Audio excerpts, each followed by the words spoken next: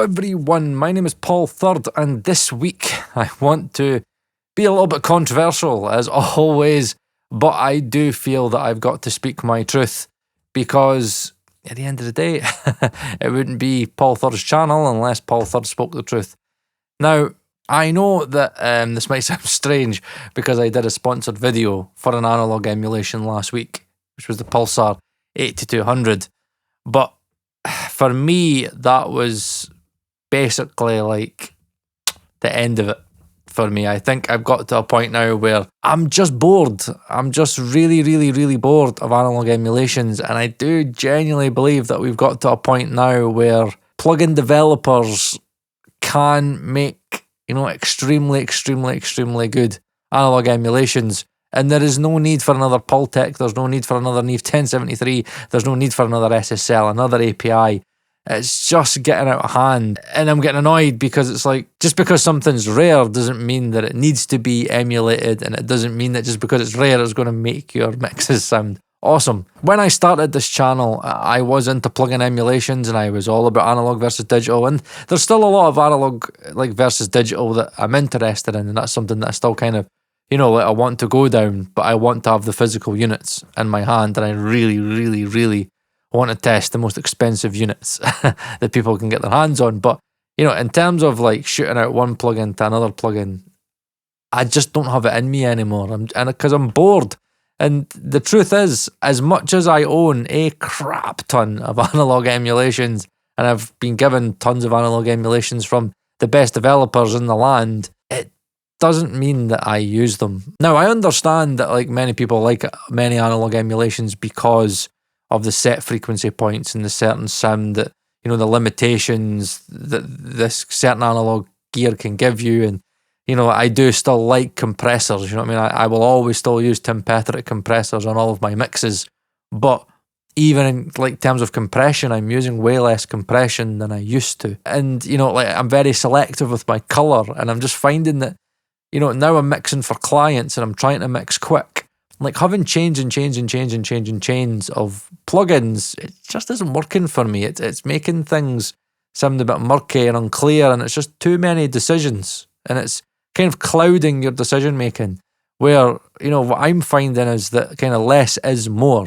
And, I know it'll be strange to come from somebody that, has genuinely went into the finer details. Like in my old acustica shootouts, I'd be like, look, just listen to this tiny little difference there. I could hear it, I could pick it out in a blind test, and I prefer it. At the end of the day, yeah, there are EQ plugins and compressors and certain plugins that I prefer to other analog emulations, but it still doesn't mean that it's enough for me to be constantly using them. I just kind of feel that in a lot of mixes that I went back to, I've been taking away plugins, and I've just been like, do I need that? Do I need that? Do I need that? And then before I know it, I'm taking stuff away and I'm like, wow, I didn't really need that. And when I'm thinking more about the song and less about the plugins, I feel that I get to where I need to be way quicker.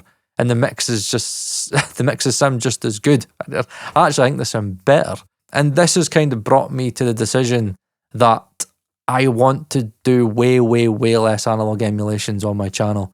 I want to feature more innovative plugins that are about workflow and trying to give you something different. As much as it was great, last week, that I could get paid for genuinely doing just a full-on geeky plugin review, and it's like that I didn't even need audio examples, there was no opinion, it was just here's what it does, here's the science, here's the facts, here's what it's doing, you could demo it yourself, happy days, jog on. I get a bit of a kickback and get a paid video out of it. It's easy for me, but truthfully, my heart wasn't in it, and I think that's the way that I am with all analog emulations now. I just kind of don't see the need in them anymore. And I'm not saying that, no, you shouldn't buy analog emulations and you should stop using the analog emulations that you have. I just feel that we're done. I just feel that we've reached our peak. Somebody contacted me last week wanting to do a tape plugin. I was like, come on, why are we still trying to emulate tape? There's so many tape plugins out there. How many pull techs do we need? Why do we keep on emulating pull techs? Why? It's just pointless. There's so many out there. We don't need more SSLs. We don't need more Neve emulations. Like when I speak to engineers, they're telling me about Baselane Pro, and they're telling me about like when Split EQ came out. And again, I've used Split EQ in a very, very set way. It's different to other people, but I get something out of using Split EQ the way I use it in combination with Spiff, in combination with clippers. There's lots and lots and lots of great innovative tools that like I use over analog emulations. God Particle, I'm still using God Particle. That took away like fucking 3-4 analog emulations on like the 2-bus. Just give us something different, because if this geek is starting to get bored, then everybody else is going to probably start getting bored, because we're all in the same boat. We've all seen the same analog emulations coming. We've seen the same plugins. I'm getting bored with people contacting me saying, "Oh, Paul, please," because they're like, "Do a shootout of this, that, that. How does it compare to that? How does it compare to this emulation? How does it compare to that?" I'm like, fuck's sake, it's just an EQ. It's just a compressor. It's just, and that's the way I feel now. And I feel that, and I felt that way with analog for the longest time. We could, argue all about the 1, 2, 5% like what I used to do. But I'm just going to tell you guys that are starting out now, I've got all the analog emulations that you would want. I've got them all. I've got everything you would want. And I'm very geeky, and I know which ones are good to my ears and which ones are all like half decent. What I've learned over the years is that it is not about the tool. It's not about the gear, it's about the ear. It's not about the plugin. It's about what you do with it. Maybe you should have a second think about getting so invested in analog emulations. Just focus on the tools that you've got, because trust me, most likely you will really, really, really waste your money, and give yourself 6 months. You'll look at all the investments that you've made in plugins, and you'll be like, "And don't use that, don't use that, don't use that, don't use that." Analog emulations are fun. Some of them sound great. But do you need them? That's all I want you to think about. I am obviously going to be busy doing this studio. I've got the Atmos setup agreed. I've got a price fixed. And I've got all the acoustical treatment. I'm getting a price for that. And yes, in the next 3-4 weeks, my plan is just to blast it. So I'm going to be really, really, really, really busy. And yes, the content is going to shift slightly, because I've got my studio again. I've just agreed to do an album for a client. So again, I'm going to be busy with that.